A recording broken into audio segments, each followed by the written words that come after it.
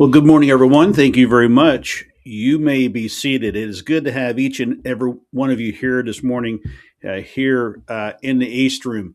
I want to extend a special welcome to my Math Education Secretary, Dr. Gonzalez. Thank you very much, Doctor, for all you've done um, for us getting to this point today. And I am hoping, like I said, she's acting Education Secretary. I'm hoping that in the coming days we get Senate confirmation and get her fully appointed as Education Secretary. But she's doing a phenomenal job over at Education. Again, thank you for joining us here this morning. We're gathered in this historic room to launch a new chapter in American education, one that returns our focus to the fundamentals that built the greatest nation on earth. For too long, our schools have been pulled in too many directions. Today, we say enough. It's time to get back to basics. Back to Basics is a $1.72 trillion investment over the next decade to strengthen our education from the ground up, with a special focus on suburban and working communities that have carried this country for generations, but too often been left behind. Here's what this plan will do.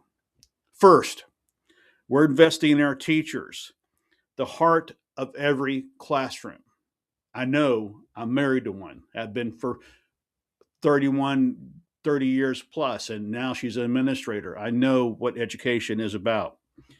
But first, we're committing $520 billion to attract, retain, and support great educators. This includes the $500 million retention grants we announced just a few weeks ago, expanding loan forgiveness for teachers serving in high need areas, and new mentoring programs. Great teachers change lives, and we're going to keep them in our schools. And that is one of the problems that we're going to tackle under Back to Basics. Too many teachers come through the system, and it's a revolving door. We want to have teachers who make this their career. My wife has, like I said, 31 years, and now she's moved to administration. And I can tell you, I'm extremely proud of her for doing that. She's got quite a job ahead of her, and 100% support from me in doing this. But we've got to get teachers to commit. Back home in Texas, I go to church, go to Sunday school with my English teacher, my former English teacher in high school. And she told me just a few months ago, we were talking, and she told me that when she started in Dallas and moved down to the suburbs where we live. But when she moved there were three teachers that all got hired the same day. They all retired at the same time, and they spent 30 years in that district. Now, after she retired, she stayed very active in school business. She ran for school board, eventually became the school board president. That's what we're looking for under this Back to Basics program. We want to have people who say, I want to teach. Too many teachers are getting into this profession under false pretenses. They're thinking that it's a 7:45 to 3:15 job, and I'm out of there, and summer's off. That's all great. But they soon realize after they start teaching that it's a full-time job. It's nights, it's weekends, it's preparing tests, it's grading tests, it's buying extra supplies. This plan that we're introducing here today, this Back to Basics plan, is going to take care of a lot of what the problems are in our education system. I want to ensure that the best, America's best, are in our classrooms. And that's what we're going to do under Back to Basics. Secondly, we're fixing our aging school buildings. You know, right across, not too far from where I live back home in Texas, there is a school that used to be the old high school before they built the high school that I went to and graduated from. But it's been sitting abandoned for close to 6 years. It's used for elections, and it's also used in the front part of the school is used as a resource center. But 80% of this school sits abandoned. And meanwhile, across the town, across the city, at other campuses, we are cramming 50 students into a classroom. And my question is, why are we doing that?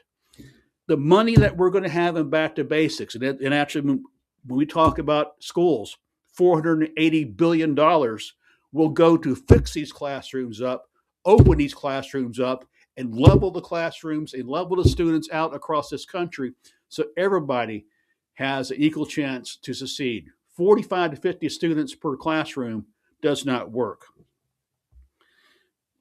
And third, we're going to be refocusing on what actually works in the classroom.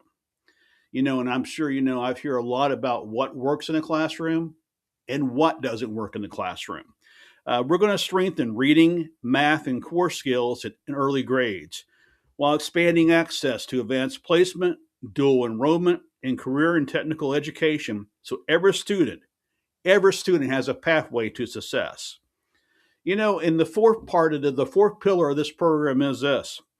We're putting suburban and working families first. When I was growing up, I started my school days in the Dallas schools.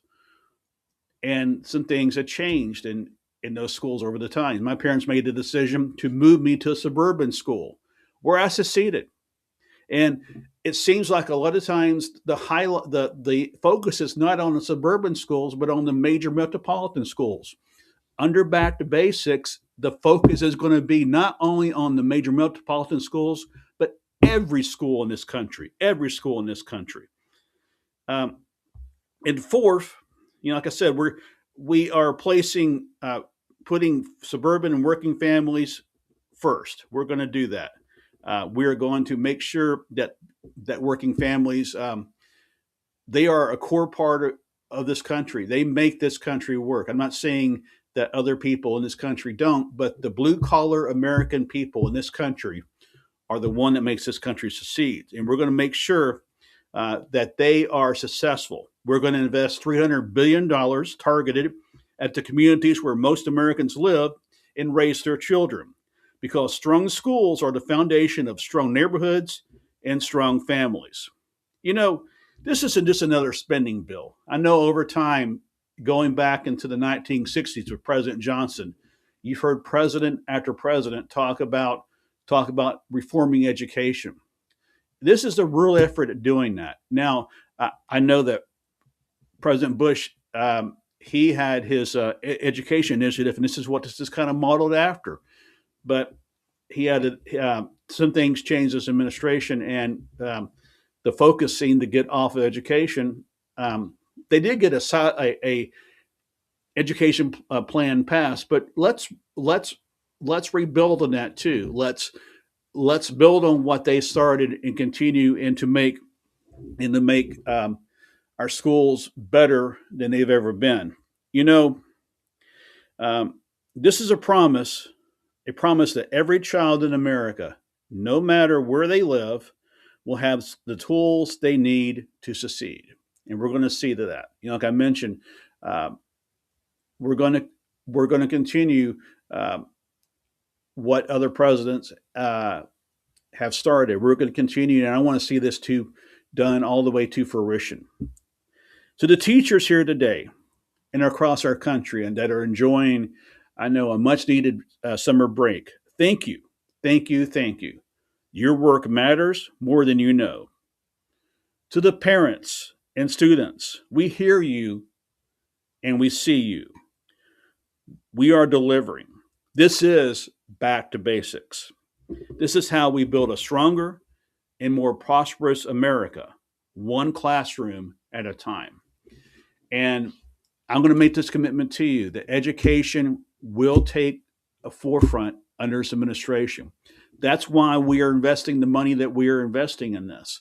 No, I don't believe no other president, and I may be wrong in this, I don't think no other president has made this type of commitment. We're making the investment the size of the Defense Department, because I truly believe that education is our national defense. Because in our schools throughout this country are our next generation of engineers, explorers, scientists. There could be a kindergartner in going into school in the fall that may 30 years from now cure a disease we don't even know what it even is now. That's why education is so important. That's why we need to put so much emphasis on education. But again, thank you very much. Again, appreciate everybody for being here this morning. May God bless you. May God bless the United States of America, and may He protect our troops. Thank you all very much. Thank you, thank you, thank you.